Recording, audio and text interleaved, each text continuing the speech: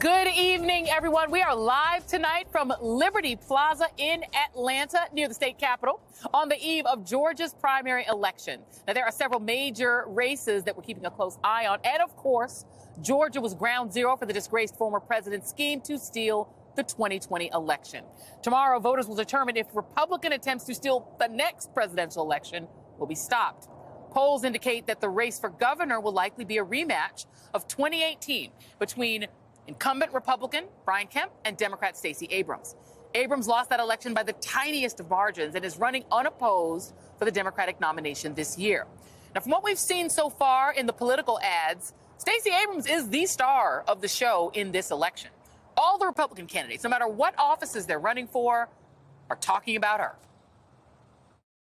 How dare you, Stacey Abrams, attacking Butch Miller for writing the law against transgender boys competing in girls' sports? Chris Carr, Georgia's conservative attorney general. He's taken on President Biden and Stacey Abrams. It's not Stacey Abrams. It's Rhino Brian Kemp. Stacey Abrams and the liberal mob forced the All-Star game to move. Fauci, Stacey Abrams, and the media, they all came after us. We've got to keep Stacey Abrams from becoming our governor and our next president.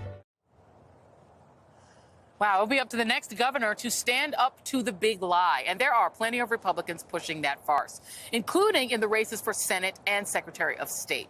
And in the race for the Republican nomination for governor, former Senator David Perdue is looking for vengeance for his 2020 Senate defeat, blaming his opponent, Governor Kemp, for allowing Democrats to, quote, steal our election.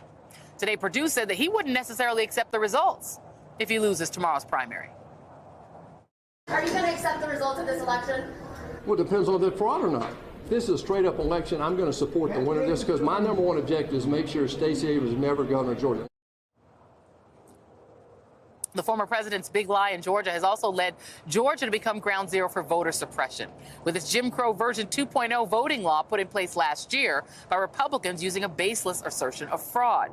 And Republicans, with the help from some in the political press, are now using the huge turnout in the primary so far to push a new big lie, that the record turnout, which is mainly from Republican primary voters, means that Georgia's suppressive voting law is not suppressive at all, despite the fact that the voters that it was meant to harm most are not voting in contested primaries, meaning the real test for how the law affects them will come in November. Joining me now is Stacey Abrams, Democratic candidate for Georgia governor. And Leader Abrams, thank you so much for being here. I have to start with that because I feel like a narrative is sort of congealing among much of the political press that comes from Republicans, but it is settling in even amongst some folks in my profession, that because lots of people turned out, 857,000 so far and counting, that means that there is no voter suppression in Georgia. But I note, as I did in the intro, that it's largely, substantially more Republicans. They're not the ones who have long lines. They get to breeze right through. They're not the ones who have suppression, and this is in-person voting. This isn't mail-in. What do you take? What do you make of this new narrative? Well, I think the most important piece is to winnow it down to this. The equivalent of saying that more people voting means there's no suppression is like telling people that if you get in the water, there are no sharks. If more people get in the water, there are fewer sharks. There's no correlation there. Voter suppression is about blocking or impeding certain types of voters from participating in elections. And as you pointed out, right now, Republicans have the most competitive elections. But what we also don't know is what is the mail-in ballot rejection rate? What are the difficulties people are having? But we do have some very real examples of what this law precipitated.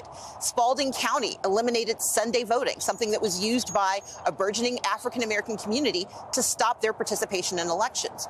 We know that across the state, the change in state elections boards have changed how people engage. We know that people who would have voted by mail are having a difficult time doing so because of the wet signature requirement that you have to print it out, sign it, and then take a picture and upload it and send it back, as opposed to being able to simply fill it out and send the absentee ballot request and then send your ballot in.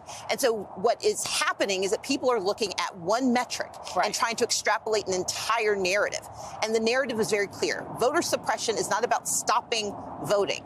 It is about impeding certain voters from participating. And those voters, as you pointed out, are unlikely to be highly active in a primary. But that said, we do know that we are seeing outrage driving voters of color to the polls. And that's the other thing that we used to say, and I said constantly, the antidote to voter suppression is voter turnout. Yeah. They're going to try to make it hard, so the more of us who show up, we overwhelm the system with our presence. But to let them off of the hook for what they've done simply because they didn't do it as well as they thought is, I think, nonsensical. Well, and also because the law they put in helped more of their voters turn out. Well, that doesn't say there's no voter suppression against the other voters. It says it helped their voters. And anyway, well, let's move on. You are taking a lot of heat from everybody. I mean, when I get to these states, I always watch local TV because I just want to see what's on local TV. Well, it's all political ads, of course. And it was amazing to me that all the political ads featured you, even if somebody was running for dog catcher, they're like, but that's Stacey Abrams. I'm going to fight her from this dog catching spot. You've also been getting a lot of heat from particularly Brian Kemp, but others, about something that you said. And so let me just play it. This was something that you said at a Gwinnett County Democratic Gala. Here it is. I am tired of hearing about being the best state in the country to do business when we are the worst state in the country to live. Now, somebody's going to try to PolitiFact me on this, so let me contextualize.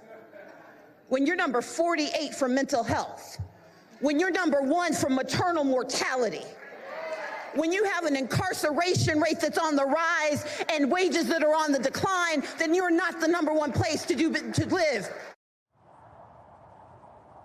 I mean, find the lie. I mean, where's the lie? Why do you suppose that has caused so much contretemps? I think it was artfully delivered.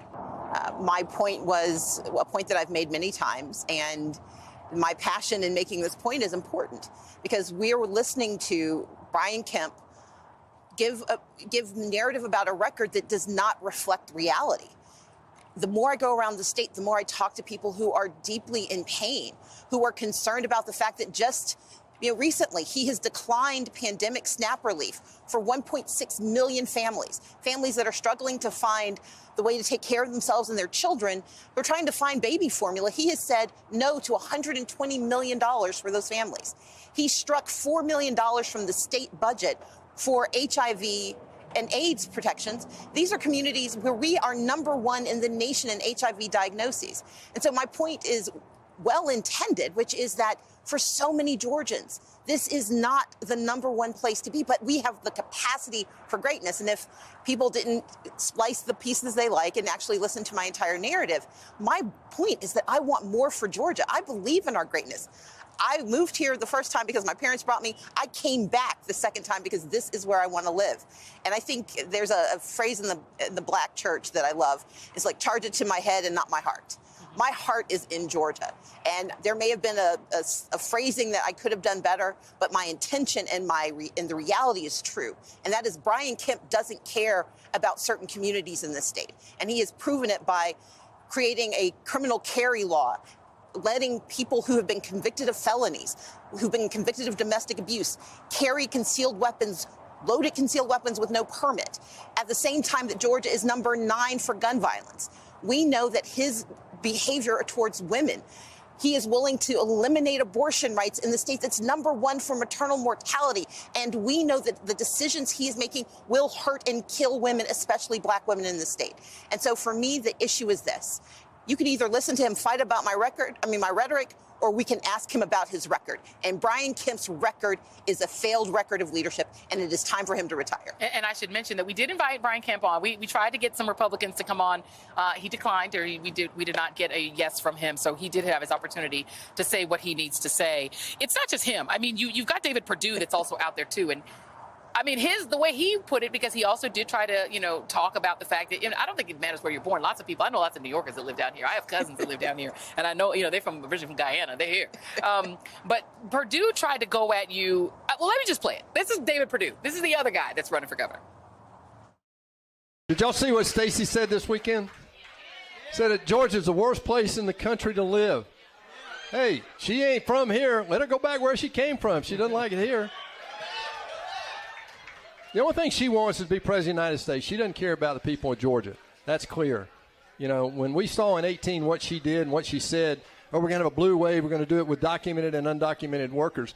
I don't think a lot of people in Georgia understood that when she told Black farmers, you don't need to be on the farm, And she told black workers in hospitality and all this, you don't need to be. She is demeaning her own race when it comes to that. I am really over this. She should never be considered for material for a governor of any state, much less our state where she hates to live. I find it very hard to believe that David Perdue is the great advocate for black people in Georgia. But he's gone back to some 1950s phraseology about demeaning your race. Your thoughts? I think that regardless of which Republican it is, I have yet to hear them articulate a plan for the future of Georgia. I have yet to hear them talk about why they will not expand Medicaid and provide coverage to 500,000 Georgians. Just across the street at the Capitol, they passed a mental health parity law that will create parity in health insurance to get you mental health. The problem is 1.5 million Georgians don't have health insurance. We are number 2 in the nation for the uninsured, which means the poorest among us who are in the most desperate need of help are still being told by this governor and this Republican Party, we will not help you. You don't deserve our support. I will stand on my record, I will stand on my work, and I will stand in the space where I have lived I've been back for more than 20 years, and what I will tell you is that I love Georgia. I've been to every single county in the state, and what I hear from person after person after person is they just want a chance to thrive. And I challenge every Republican to stop focusing on a little bit of rhetoric and actually show me in your record where you are serving black farmers, instead of suing to make certain they can't have access to the resources they've been begging for 40 years. Show me where you are showing up in communities that are grappling with not only gun violence, but with hunger, and you're solving that problem. Tell me how you're going to make certain that families that need rental assistance will get it, because Brian Kemp has kept millions of dollars out of the hands of families in the middle of the pandemic. He has been willing to help companies, but never help their workers. And that, to me, is the record we should be talking about. I can apologize all day for my phrasing, but I will never apologize for my meaning, and that is that we mean to serve the people of Georgia, and we mean to make Georgia better for everyone, and I want to lift everyone up.